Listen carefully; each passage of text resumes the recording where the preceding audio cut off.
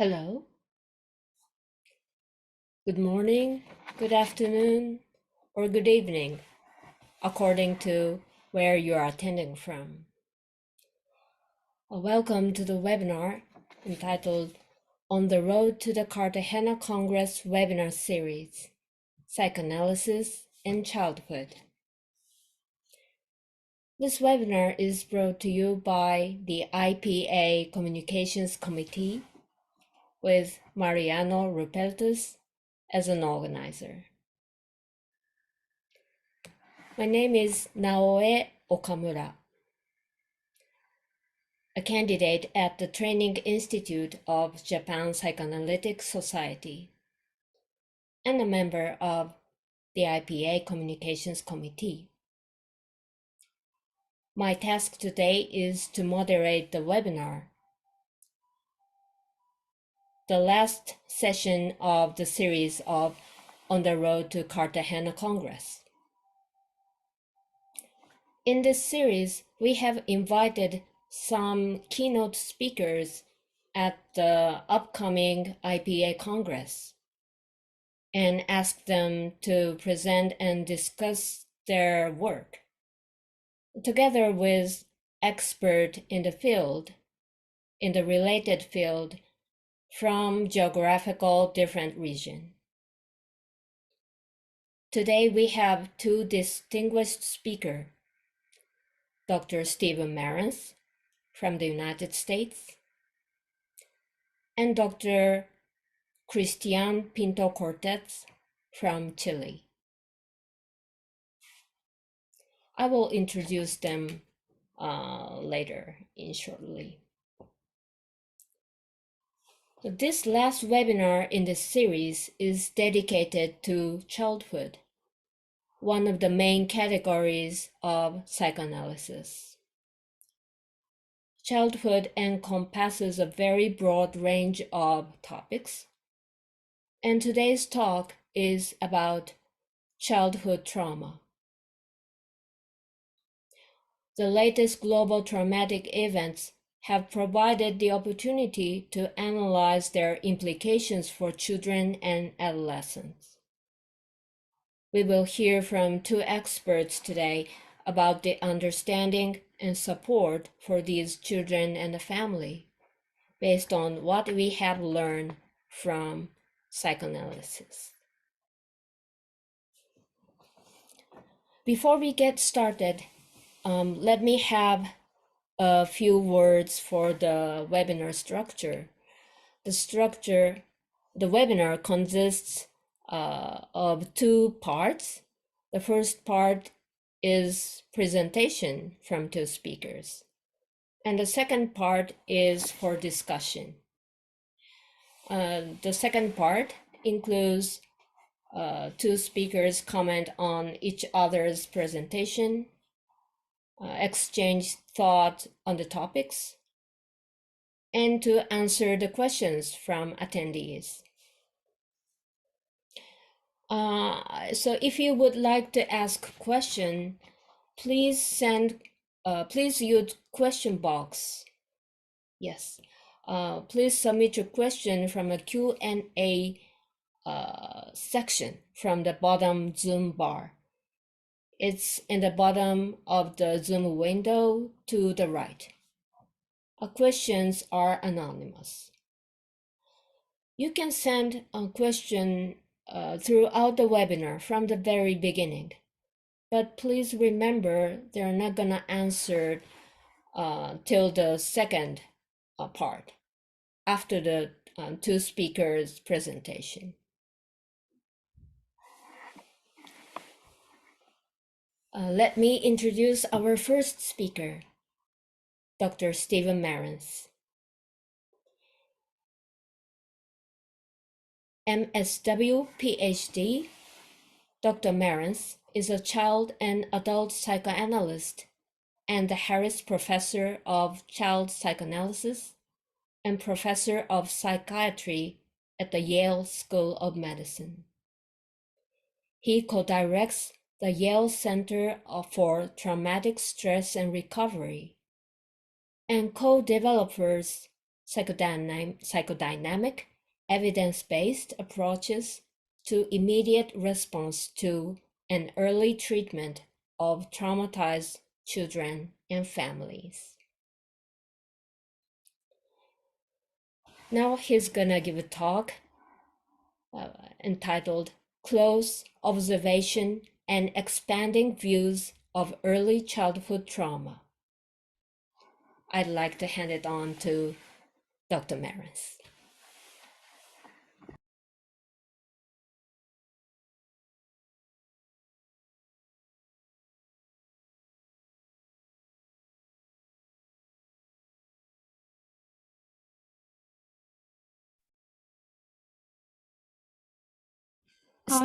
Stephen, you're muted. Could you please unmute from bottom to the left? I'm so sorry. Okay. So, so could you please start from... Let me begin again. So first of all, thank you all so much for organizing this webinar series and for having me as one of the participants. I'm absolutely delighted to be here with all of you from wherever you are and look forward to seeing many of you in person in Cartagena. So for the purposes of the webinar, and I'm very much looking forward to Christiane's presentation and for our discussion and from questions and discussions with participants in the audience. So for the purposes of today, I pulled together some thoughts and we'll try to make them as brief as possible. So from the earliest days of our profession, conceptualizations of trauma and its impact on development and subsequent character formation have been central to psychoanalytic thought and clinical practice. And while over the past several decades, we've learned a great deal more about the details of disruption of neurobiology, somatic experience, cognitive processes, and behavioral adaptations that follow exposure to overwhelming dangers, Freud simply and elegantly captured the essence of the traumatic situation when he described it as, quote, the experience of helplessness on the part of the ego in the face of an accumulation of excitement, whether of external or of internal origin, which cannot be dealt with. And as Freud pointed out, quote, all of these threats call for alterations in the individual's relationship to the external world. In the traumatic situation, he went on to say, internal and external dangers, real dangers, and instinctual ones converge. When we consider the child's experience of sexual or physical abuse, or of witnessing domestic violence or injuries and sudden death that result from gunfire, assaults, stabbings, and the like, it's not hard to imagine the very convergence of the internal and external dangers to which Freud referred. When confronted by the unavoidable and sudden realization of their worst and most dangerous nightmare fears, ones that include or involve loss of life, threats to bodily integrity, loss of love of others and of oneself, loss of control of impulses, thoughts, and behavior, and disruptions of predictable order, signal anxiety and previously available defensive responses are immobilized, and the child or adult is rendered overwhelmed, out of control, and helpless. The subsequent alterations of the child's relationship to the external world and to themselves are seen in the child's post-traumatic symptoms that reflect continued vulnerability to autonomic dysregulation and unconscious efforts to reassert signal anxiety and defensive efforts to avoid the repetition of being caught unprepared and helplessly overwhelmed again. However, the severity and persistence of post-traumatic symptoms themselves create a secondary loss of control that perpetuate the original experience of helplessness in the traumatic moment. Consider, for example, several common post-traumatic reactions that undermine the achievement of mastery and recovery. For example, isolation and withdrawal from family members and peers that's so typical of post-traumatic responses of children. Avoidance and disruption of engagement in activities in daily life previously enjoyed. Or Unbidden images and intrusive thoughts, including those involving superego condemnation and self-blame. These and other common post-traumatic symptoms not only create their own persistent sources of distress, but they can also powerfully interfere with the mastery of tasks that are essential for progressive, healthy development. For example, the child may be unable to concentrate and learn in school, may be persistently fearful, or may regress from previously obtained developmentally appropriate achievements in daily life. Without recovery, these post traumatic barriers threaten unfolding views of themselves, of others, and of the broader external world. The findings of earlier and subsequent epidemiologic and clinical studies of the impact of trauma on subsequent mental health and health outcomes are consistent with our longstanding psychoanalytic appreciation of the burdens that overstimulation can place on children's capacity to achieve their optimal developmental potential. It's well established that in the absence of early identification and support, traumatized children are at higher risks for failure of recovery and are at risk for higher rates of longer term poor developmental outcomes that include not only PTSD, but heightened risk for depression and anxiety disorders, substance misuse, re-victimization, early entry into unstable, poorly functioning relationships, character disorders, and chronic health problems. It's important to note that the sheer volume of children at risk as a result of their traumatic experiences for us indicated the critical need for new and effective strategies for increasing early identification of traumatized children first, and then improving access to therapeutic interventions that could support their recovery. Now, over 30 years ago, we began the psychoanalytically informed child development community policing collaboration between mental health and police professionals. And that grew out of shared concerns between these seemingly disparate professions, shared concerns about our mutual limitations in effectively responding to children who are regularly exposed to violence in their homes and neighborhoods. Learning from each other's experiences, we developed a collaborative model that involves cross-training between police and mental health colleagues about basic police practices and responsibilities, about psychoanalytic principles of development, human behavior, and trauma, about protocols that we developed over time that help to stabilize acute traumatic dysregulation in children and families to whom police and clinical partners respond in the immediate aftermath of overwhelming traumatic events and experiences of violence. And we developed a 24/7 on-call service for joint police mental health responses to these scenes. Additionally, we developed weekly collaborative meetings that allow us to determine follow-up disposition plans for impacted children and families, including joint police mental health home visiting, as well as clinic-based psychotherapeutic treatment. The child development community policing model has been replicated and adapted in communities both within the United States and abroad, and has served as the basis for an in-person and online training called Enhancing Law Enforcement Responses to Children Exposed to Violence, again, steeped in the context of principles of development as well as contemporary views of traumatic experience and ways of addressing those acute experiences. And this online training aims to increase psychoanalytically, developmentally informed police approaches to acutely traumatized children and families, and is now available to policing agencies throughout the United States.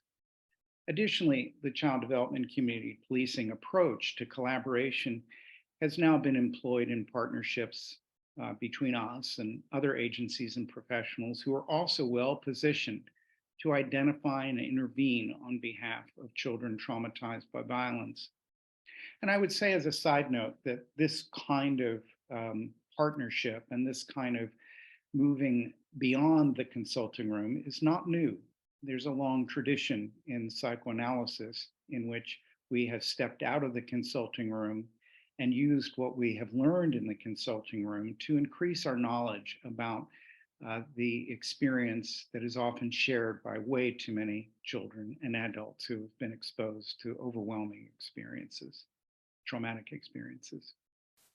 At our center, Yale Center for Traumatic Stress and Recovery, the collaboration with law enforcement, child protective services, forensic child abuse evaluators, pediatric emergency room staff, domestic violence advocates, and with state and federal agencies has led to our involvement with thousands of children and their families during the past 3 decades.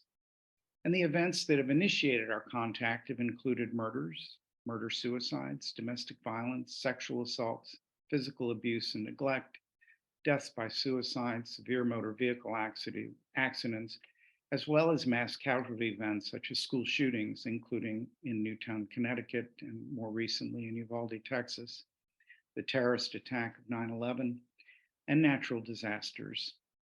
Our contact has ranged from acute responses within moments of events occurring to brief follow-up contact during the peri-traumatic period, meaning the first 12 weeks after the recent traumatic event, to longer-term clinical engagement.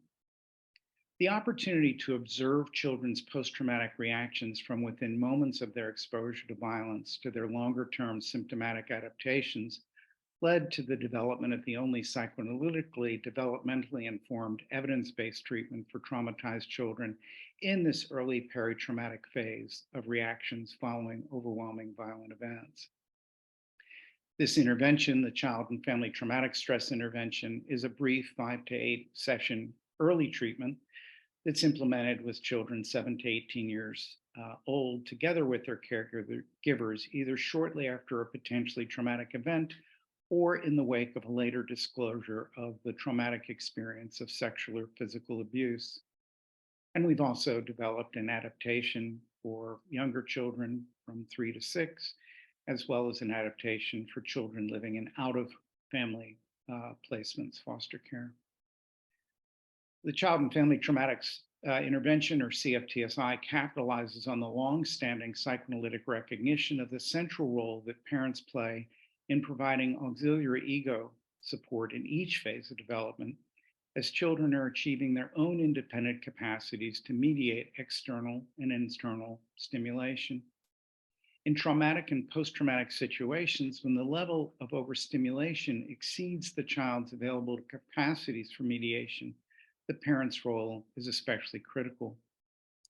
The CFTSI model addresses central risk and protective factors and identifies approaches that supports children's recovery, including 1, providing a shared frame of reference for both parents and children about the phenomena of traumatic dysregulation. In other words, putting words to experience.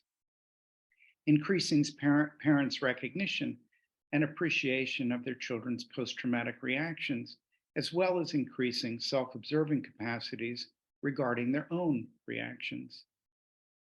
3, increasing children's self-observing capacities through helping them in recognizing, identifying, and anticipating their own post-traumatic symptoms. Additionally, increasing the parents' understanding of the developmental context in which their children have experienced traumatic events, and employing intervention strategies that help children and parents decrease symptomatic expressions of traumatic dysregulation, as well as decreasing the associated disruptions to routines of daily life. And last, assessing the presence of pre-event developmental vulnerabilities and difficulties in order to determine the need for more extensive clinical evaluation and longer-term treatment. CFTSI has demonstrated enormous effectiveness in reducing the early suffering of traumatized children while significantly interrupting or reducing the development of PTSD and related longer-term developmental impacts of failures of recovery. Similarly, parents and caregivers who participate in CFTSI have also demonstrated significant decreases in their own post-traumatic reactions following overwhelming events impacting their children. We've also found that children in families who have successfully completed CFTSI and need more extensive care are much more likely to engage in longer-term treatment when indicated. As psychoanalysts, we're trained to examine the most detailed of individual experiences of both internal and external worlds. The work of the past 30 plus years has demonstrated that when we have the opportunity to work with and closely observe children, adolescents, and families who've been confronted by violent trauma, we're in a much stronger position to listen, to learn from, and to be of greatest help in their efforts to achieve optimal recovery from a realization of nightmare themes over which at times we indeed have absolutely no control. And as we all know, in the face of traumatic experience, when there are no words and no one to listen, the mobilizing feelings of fear, isolation, and helplessness are far more likely to persist and limit developmental potential. Thank you. Thank you, Stephen. Thank you very much. Very powerful presentation. Now I'd like to introduce our second speaker, Dr. Cristian Pinto Cortez. He's a doctor in psychology from a Complutense University of Madrid, specializing in child and adolescent clinical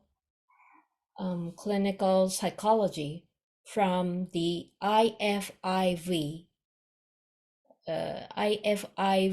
Institute of Barcelona, and systemic family therapy from the University of Chile. For more than 15 years, he has been a therapist for children and adolescents, victims of violence such as bullying, child abuse, sexual abuse, and exposure to partner violence. He's a clinical supervisor, researcher, and professor at the School of Psychology and Philosophy of the University of Tarapacá. He teaches clinical and health psychology, child and adolescent psychotherapy, personality psychology, and psychopathology. Former secretary of a Chilean Association of Legal Psychology, affiliated to International Society for Prevention of Child Abuse and Neglect. Is consultant and advisor to several NGOs, training centers, and governmental institutions. Member of the faculty of the Doctorate in Psychology, Universidad Católica del Norte, and Universidad de Tarapacá, and reviewer of the journals Child Abuse and Neglect, Brain and Behavior, Psicologia, Reflexión and Crítica, Child and Adolescent Psychiatry and Mental Health, Child Abuse Review, among others. Now, he's going to present entitled Institutional Child Abuse, Two Studies in the Northern of Chile. I'd like to hand it over to Cristian. Thank you, Naue. Good morning, everyone. Thank you for this invitation. Say thank you to International Psychoanalytical Association. Thank you, Dr. Mariano Rupertus. Thank you, Santina and Dr. Marans, for this invitation. Well, today I want to show two research in North Chile, two studies about institutional child abuse. Specifically, the study one is about the child sexual abuse in Catholic Church. And the second study is child abuse in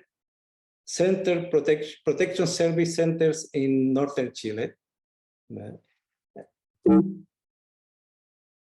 First, the institutional child abuse refers to abuse often suffered by children and adolescents within a power system. The term abuse included the notion of asymmetrical power relationship. This is a concept. Research on this type of violence focuses on studying a broad spectrum of acts and behavior of child abuse, such as physical, emotional, neglect, sexual abuse, sexual exploitation. Other research areas included a myriad of settings in which violence occurs, such as religion settings, educational, health, sport organization, community, or child protection centers. This is the wide definition of institutional child abuse to guide our studies. The prevalence of institutional child abuse, as several studies around the world say the prevalence in religion institution and ecclesiastical setting is 0.6%. In children and youth protection center, 3.9%. In educational environments, 9.6%, and juvenile justice center, 9.5%, and sports setting, 10%. It's a prevalence in several countries. Studies publishing in different countries. In Chile,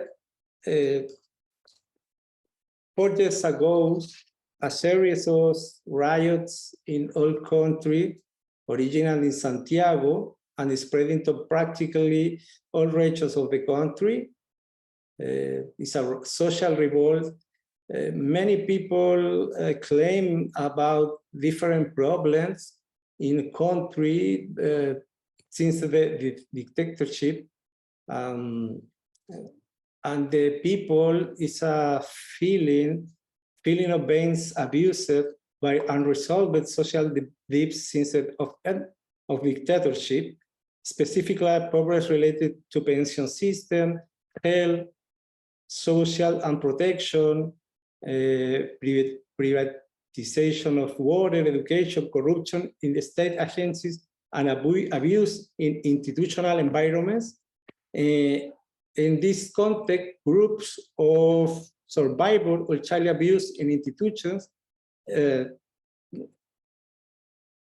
National System Service Protection, she's the voice of them about the problem for this allegation for child abuse for many years ago.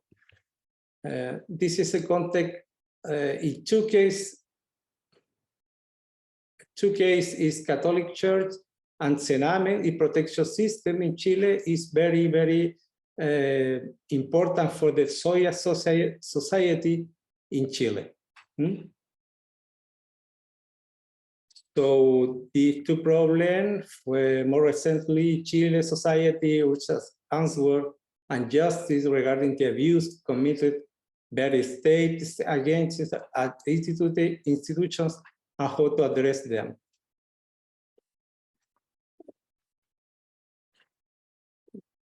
However, the institutional child abuse is poorly understood in the country, especially in relation to the institutional components that favor the problem, as well as the life trajectories of the victim.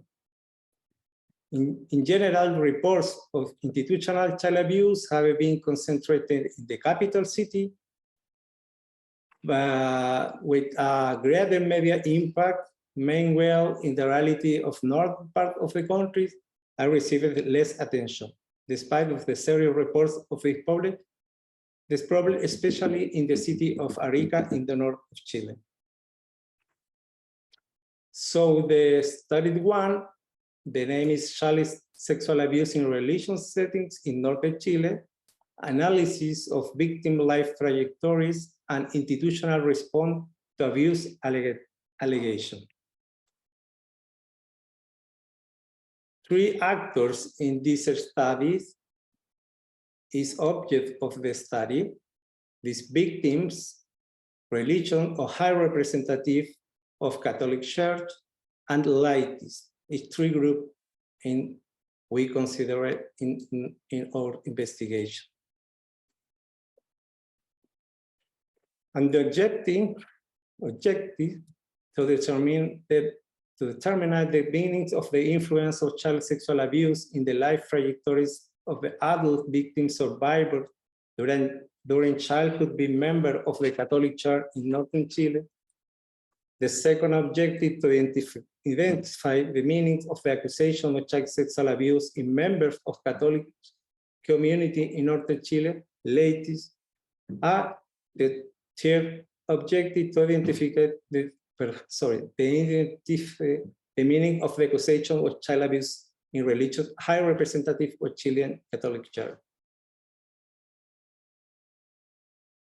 Theory, we used the system justification theory and complex trauma concept and post-traumatic growth.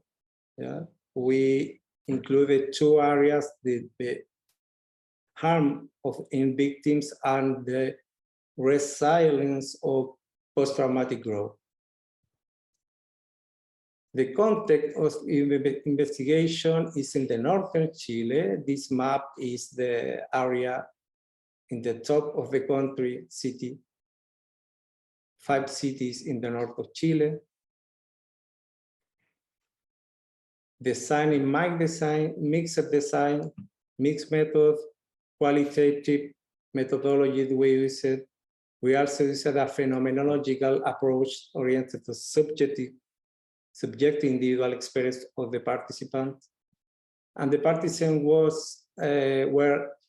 10 adults victims of sexual abuse during their childhood in Catholic Church settings, 24 adults ladies, and we used 15 interviews in mass media, the corpus of religion, a high managing representative of the Chilean Catholic Church.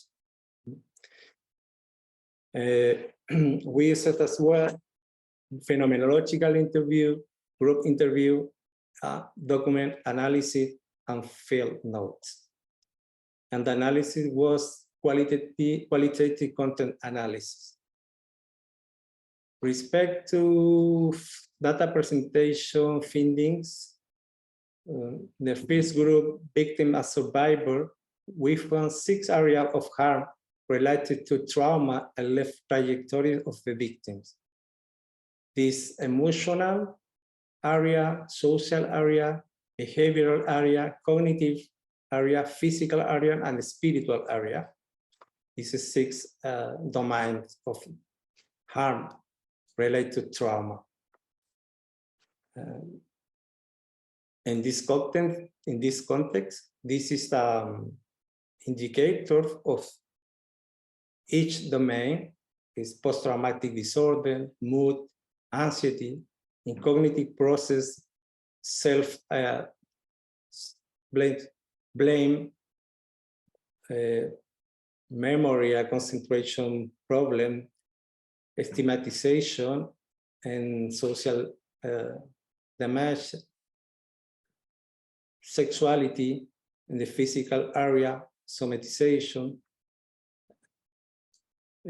drug abuse, antisocial behavior, eating problem is, and the spiritual harm category is shown as different characteristic of the harm associated with ecclesiastical sexual abuse respect to sexual abuse in other contexts. This is a finding. As we found indicators of positive psychological change experienced after of adversity in the survivor as well. For example, many victims today are activists for other victims, helping other victims.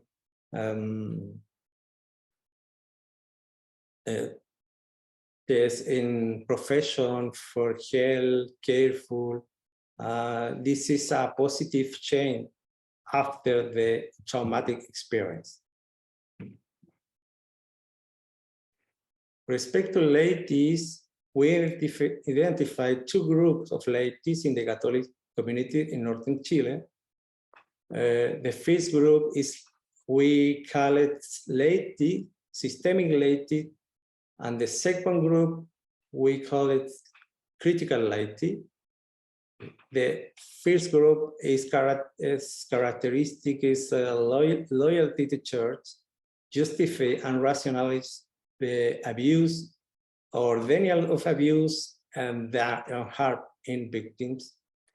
In the second group, critical laities is the characteristic is rejection of impunity. Abuse prevention is very important for them, and compassion for victim or empathy.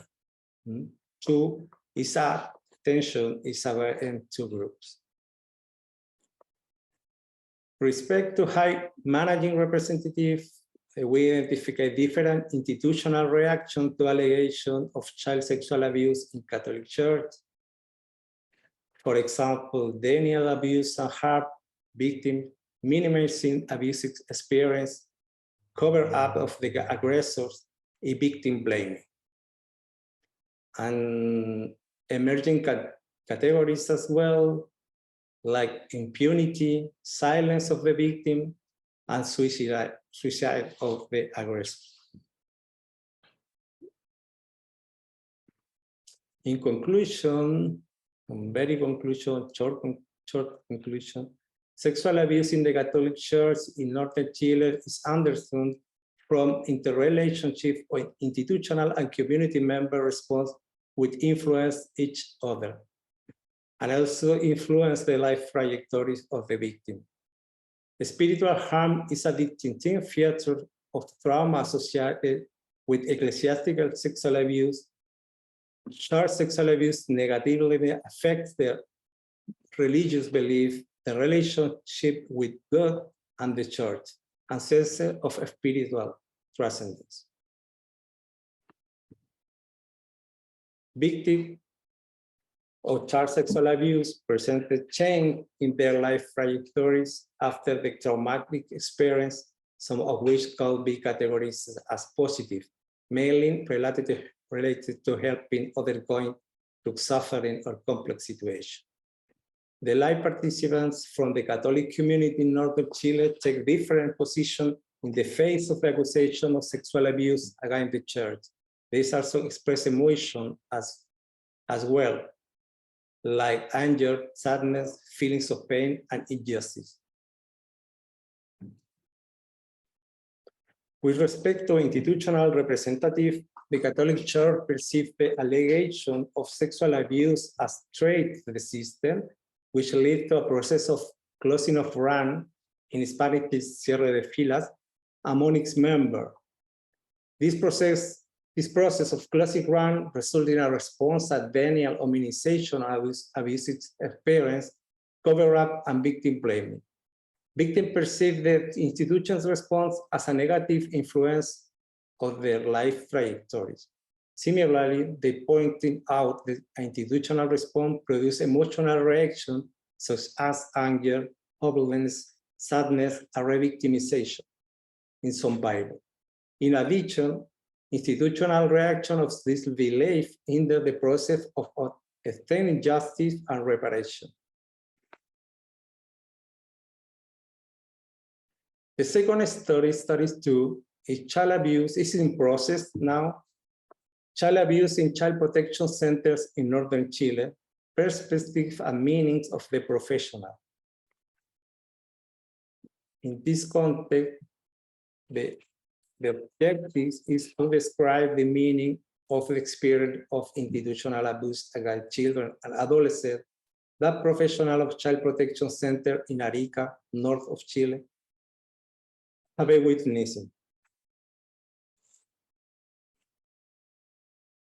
In this study, we included the betrayal trauma or institutional betrayal theory and the system justification theory and complex trauma and post-traumatic growth. Well, this first part of the story is only in the Arica city in North Chile. And the methodology is qualitative, but we use a narrative inquiry design for interpretation of this meaning. And participants are 16 professionals, yeah, similar proportion with the male, female, or other dissident identities. The measures socio-demographic questionnaire, a semi-structured interview, and data analysis, qualitative content analysis as well like this study. Christian, I'm sorry to interrupt. You have 5 minutes left. Okay, please go on. Preliminary results. We have professional caregiver education do not recognize these acts as abuse. The component is general components, low training of workers, and validation of physical abuse as an educational strategy, physical restraint, used in physical restraint, and validation of physical abuse as form of self-defense, caregivers perceive attack of children. All this inside of it or within in the protection center service is perceived with the professional and education. Public policies allow the integration in Chile of children from juvenile justice centers and children or juvenile protection center in child protection center together. The component is organization of the center as problem. In this line, integration, both group of children, abuse with peers, peer abuse with peers, type physical, emotional, or sexual, and children with criminal socialization, aggressor and victim living together. Thank you. Thank you, Christian, for a valuable presentation. Now, listening to your presentation, I thought the relationship with authority or power was a prominent in presentation of your two. I'm wondering, is there anything, how about your thoughts, questions, or associations with each other's presentation? Is there anything, if you have mind? Yes, please, Stephen. Sure. So, Christian, thank you so much for your presentation and for the work you're doing. I want to underline two things, and this is where we learn, again, so much, both within the consulting room, but also outside of the consulting room, including different methodologies than ones that we typically employ in our psychoanalytic clinical practices. And the reason I think your work is so important, as is similar work in other countries, is that two of the most powerful predictors for the outcome of traumatic experience in children are the failure for those traumatized children to be identified and the absence of social supports.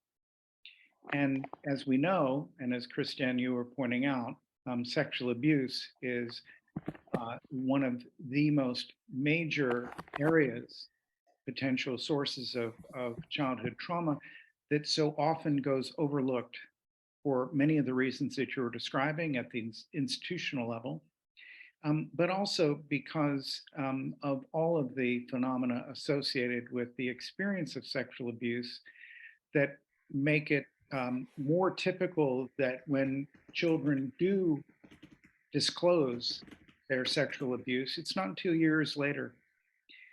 And we know that if we're unable to identify children who have been traumatized, whether by sexual abuse or other overwhelming experiences, that they are at greatest risk for failures of recovery, which is one of the reasons that we began by reaching out to the people who were much more likely to encounter those children than we were sitting in our consulting rooms, and that was the police.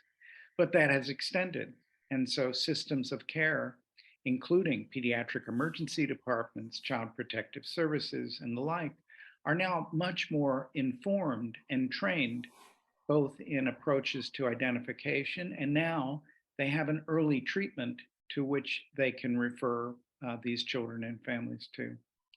So I think that the increase in public awareness plays an enormously important role in highlighting the significance of making the hidden unhidden, which is actually a central theme in psychoanalysis, making the unconscious conscious. And so I applaud your work, and I do think that one of the areas that we've been focused on in our dissemination of the child and family traumatic stress intervention is, amongst others, with child advocacy centers. These are centers both in the United States and abroad that focus on the forensic evaluations of children who've been sexually abused. And so the idea of not only increasing early identification, but then increasing access to early treatment as well as longer term when indicated is enormously important. And the work that you're doing highlights that importance. So I'm grateful.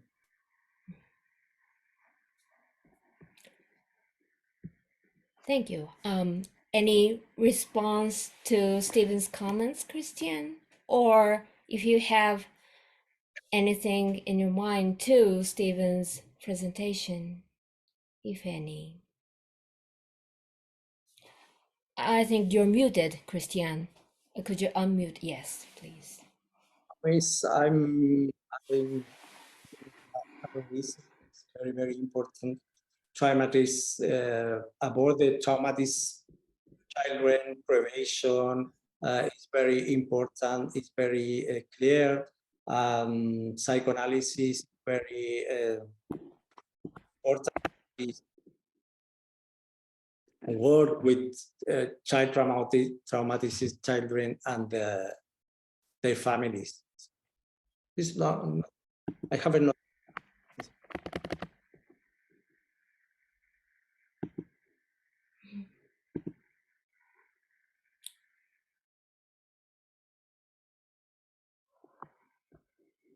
Well, Stephen just mentioned about the collaboration with police department, and it's amazing collaboration, very close and very for a long time.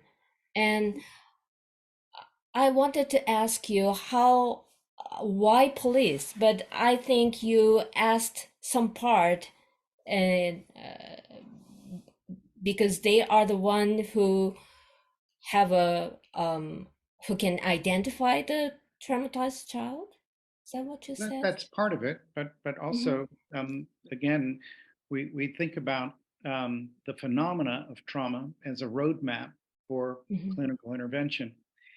And so one of the things that actually happens, and we can all appreciate this, that when children themselves are overwhelmed, traumatically dysregulated, meaning that they're not able to rely on their existing capacities for organized thought, emotional and physiologic regulation, that the impact can have both immediate and longer term ramifications.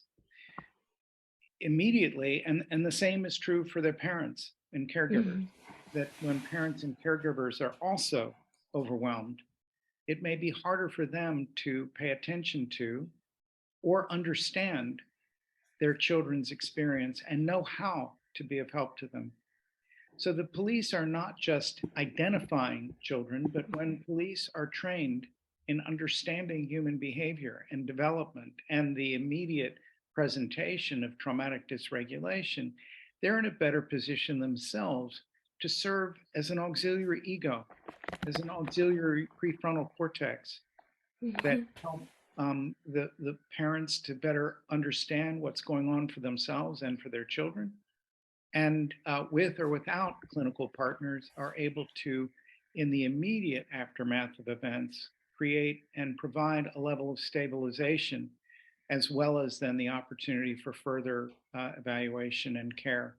Police are also in a critical position to actually identify and address what is often overlooked if we only remain in our consulting rooms, which is the assessment of whether the danger continues to exist and what steps need to be taken in order to decrease the likelihood of a repeated experience of overwhelming danger, particularly when it comes to violence and abuse and the like.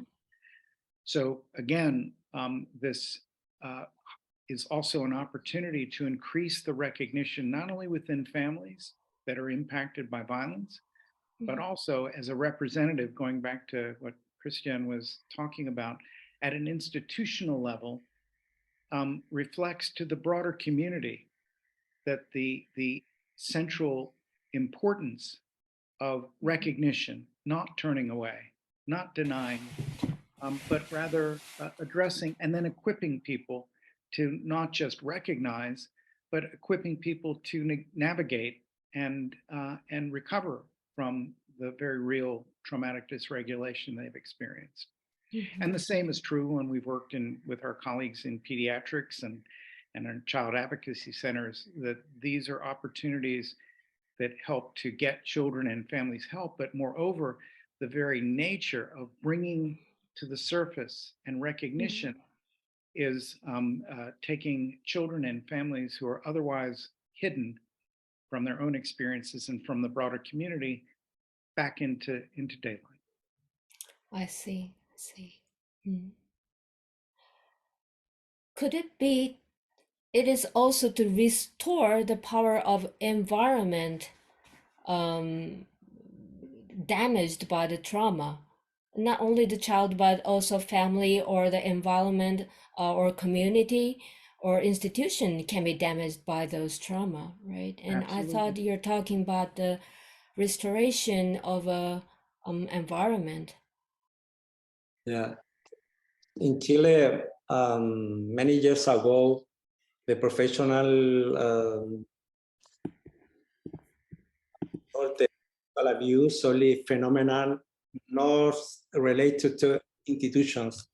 And today, the chain is the institution is very, very important for the reaction, for the notification, the police, incorporate other variables like action, institution,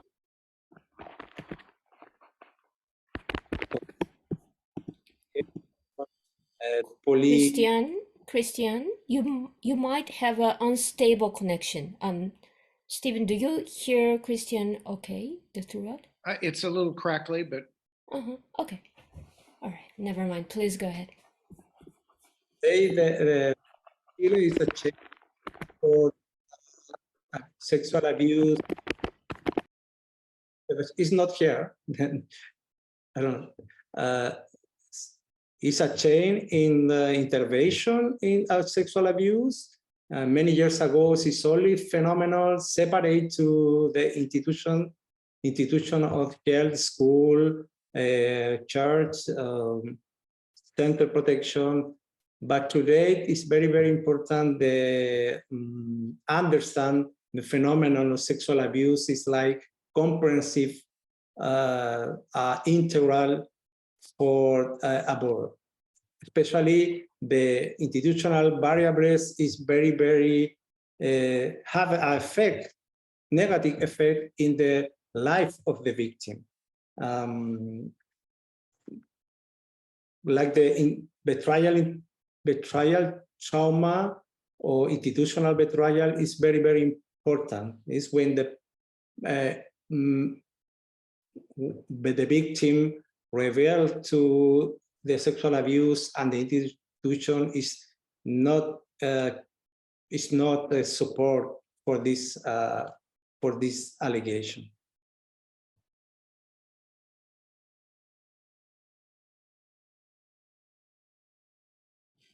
We have a question, probably mainly for Stephen.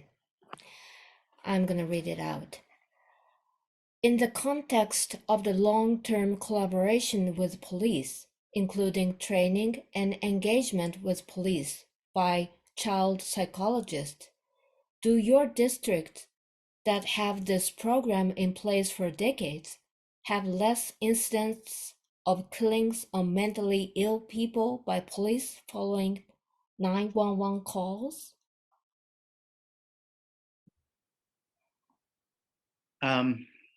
It's an interesting and important question. I think that it encompasses actually much broader areas than just the work that we've been involved in and other communities who do similar work based on what we learned.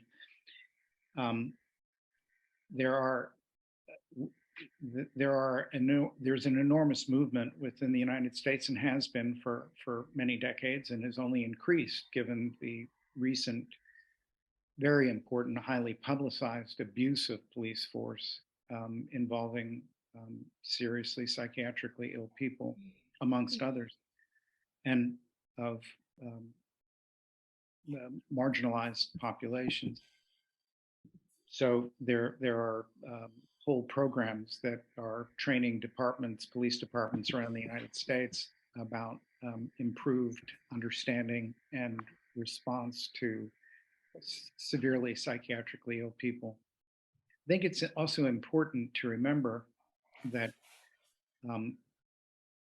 we importantly hear about abuses of police power as we should, wherever those exist in the United States and around the world.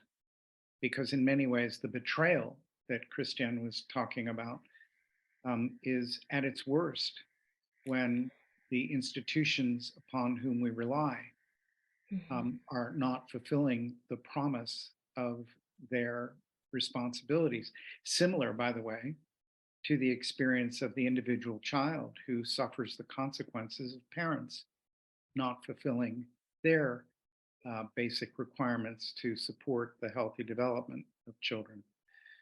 Having said that, what we don't actually get to hear about are the millions upon millions upon millions of calls for service that police respond to every single day, in which the abuses are not what are in the forefront, but actually attempts to respond and to serve and protect.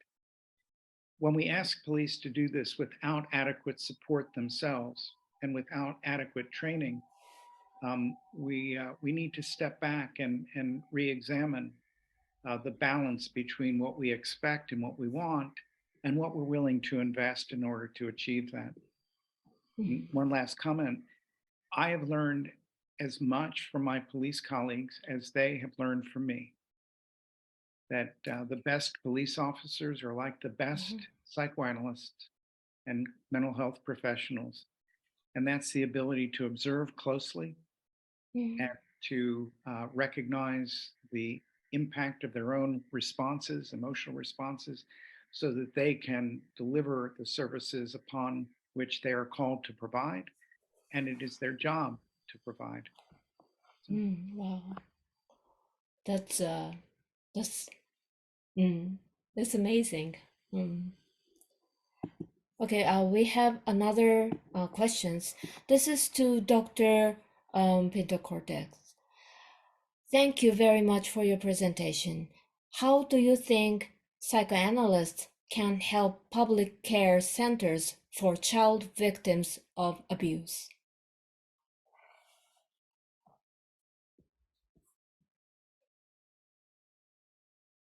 Please unmute. Yeah, you can repeat the question, please. Okay. How do you think psychoanalysts can help public care centers for child victims of abuse? In many forms, I think the psychoanalysis is very important for protection. It's very important that psychoanalytical psychologists can think in the protection in the child. It's very important. I think that in the protection, the first step, and the treatment as well is very important.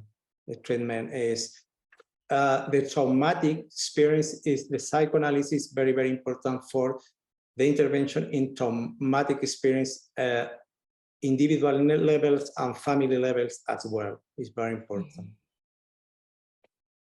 There are many things that we can offer. That's what you're saying.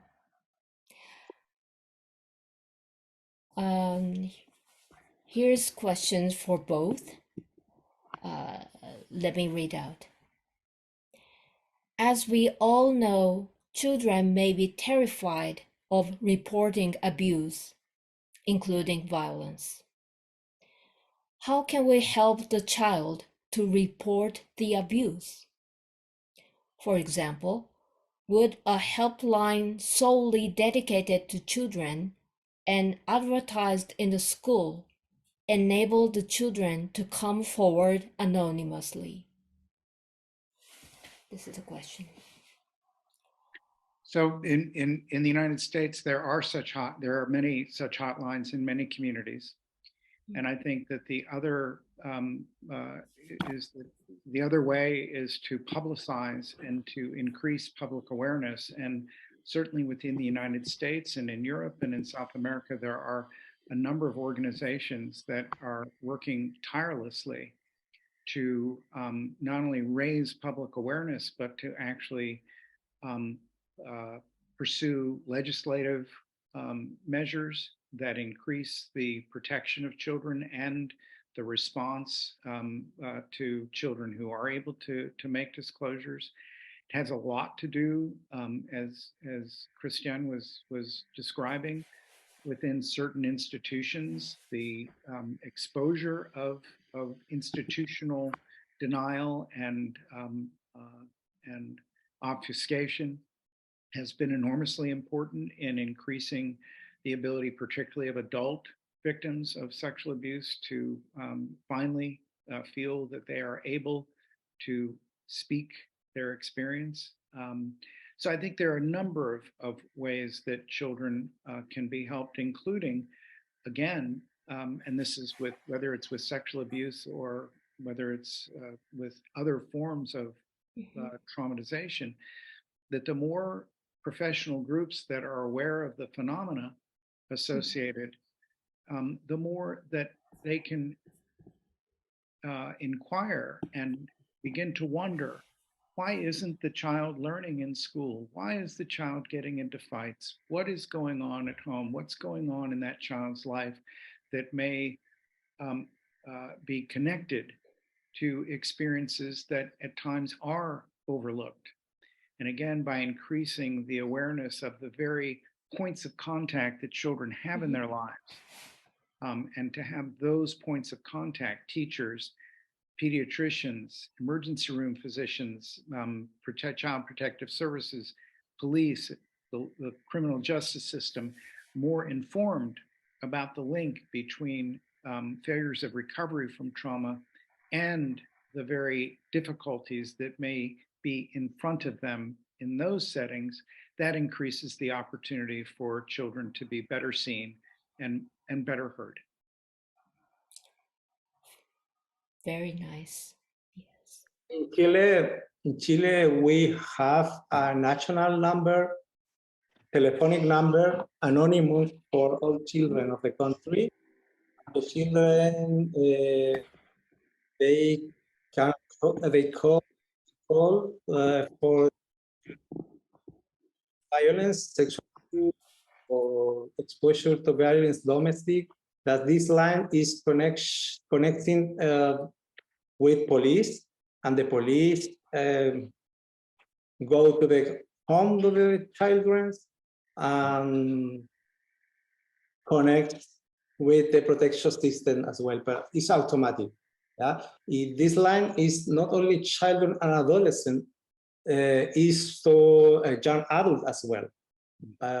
Maybe 24, 25 university student, for example, they can call to this number, telephonic number. All type of violence, this is to respond, the profession. I see. Another question.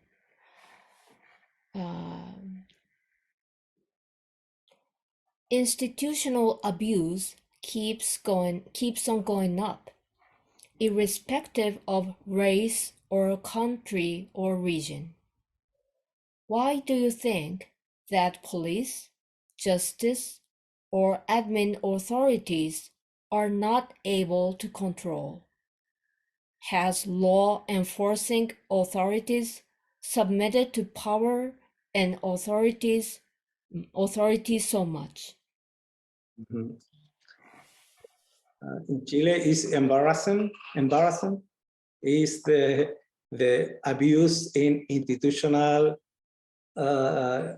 protection system is very paradox. Is abuse in institution when the children should be protective. So I don't know. Maybe the reasons is different. This study is related to that these factors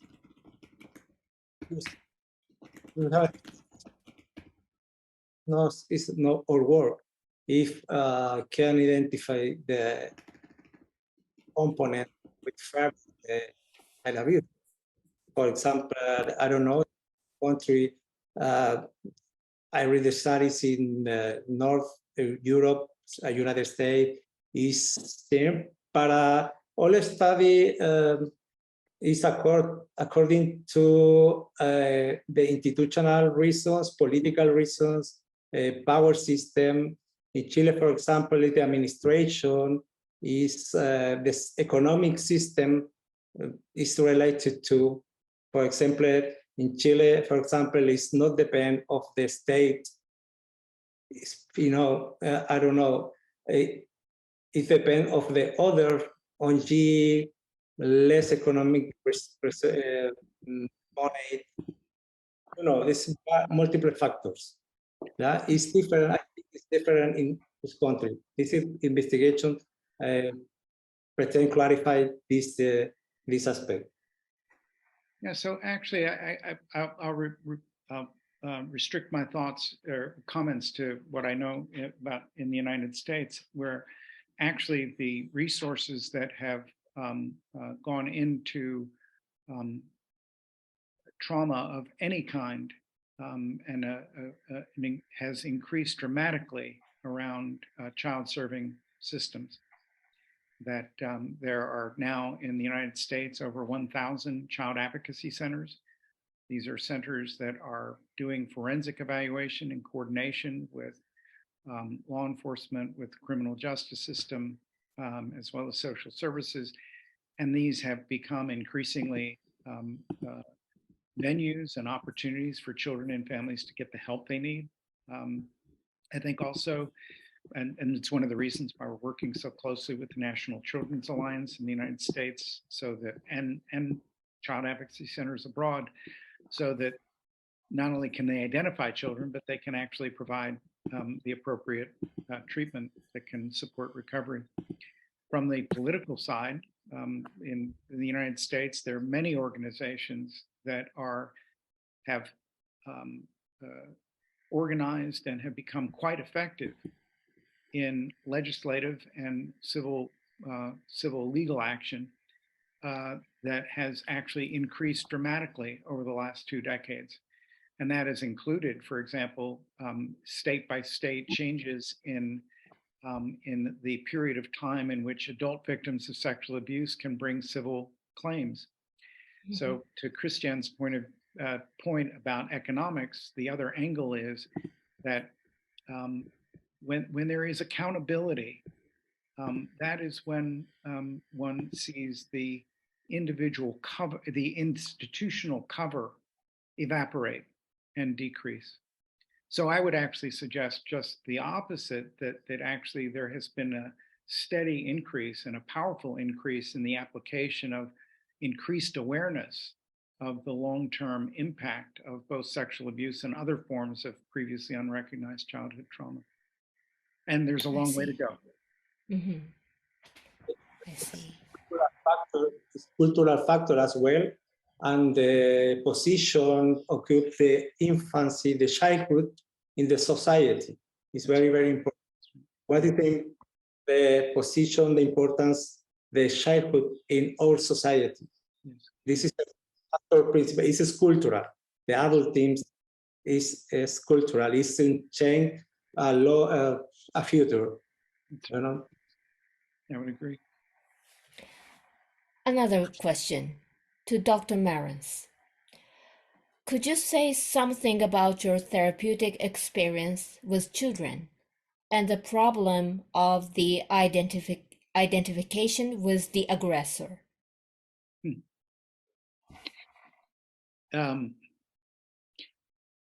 So I'm only smiling because I think it is one of those areas of understanding children that we've learned a great deal from our psychoanalytic work in the consulting room, and from then observing in natural settings.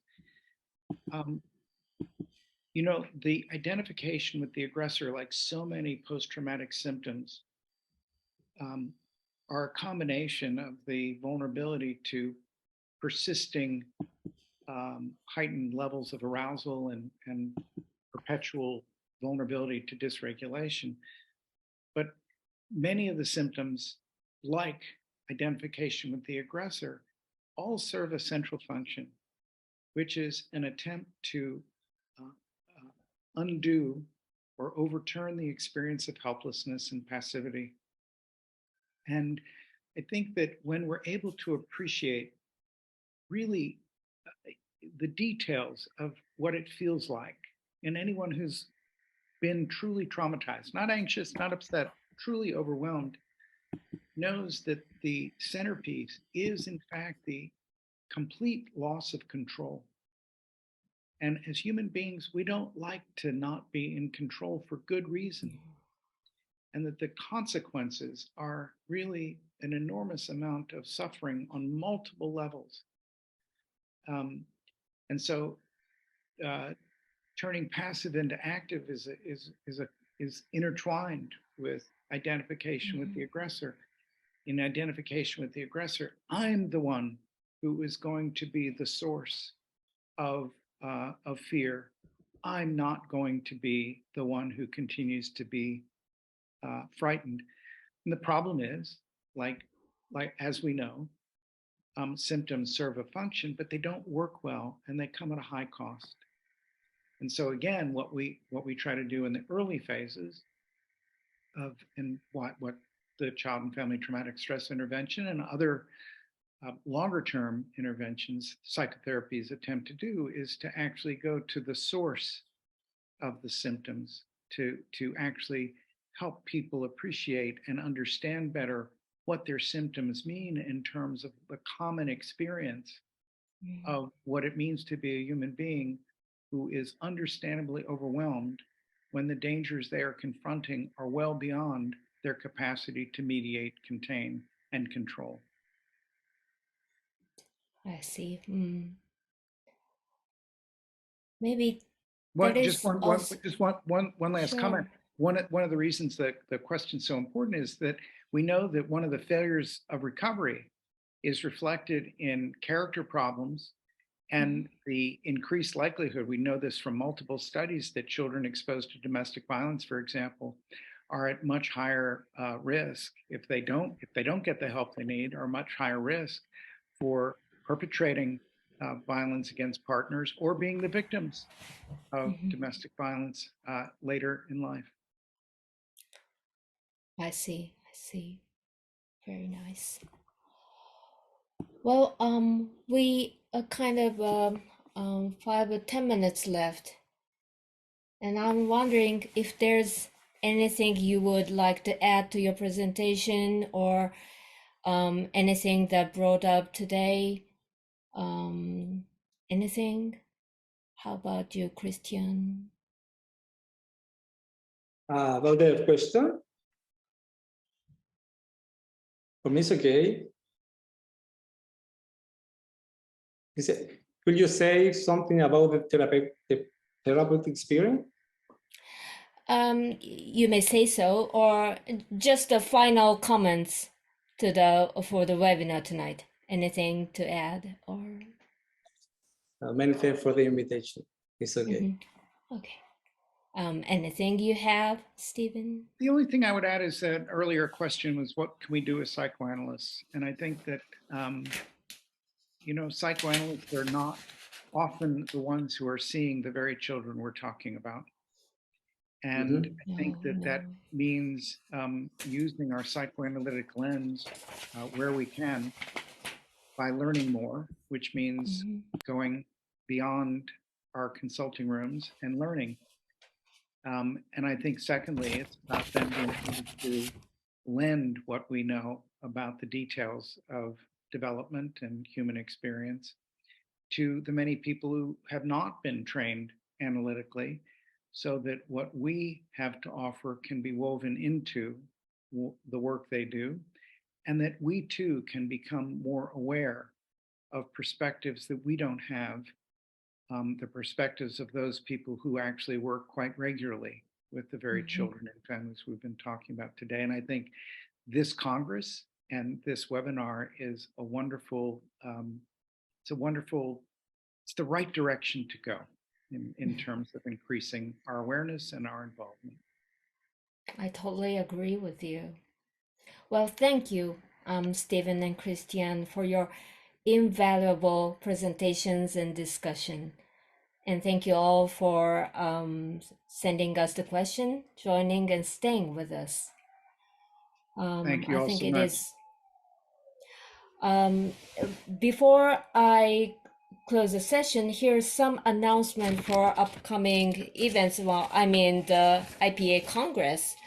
The IPA Congress is coming up next month, and there is extending early bird discounts going on for hybrid session. So please go to www.ipa.world. There's a hall registration for Congress and also one-day ticket, both in person and online. So please take advantage of this opportunity. Is there anything more? I think that is all we have today.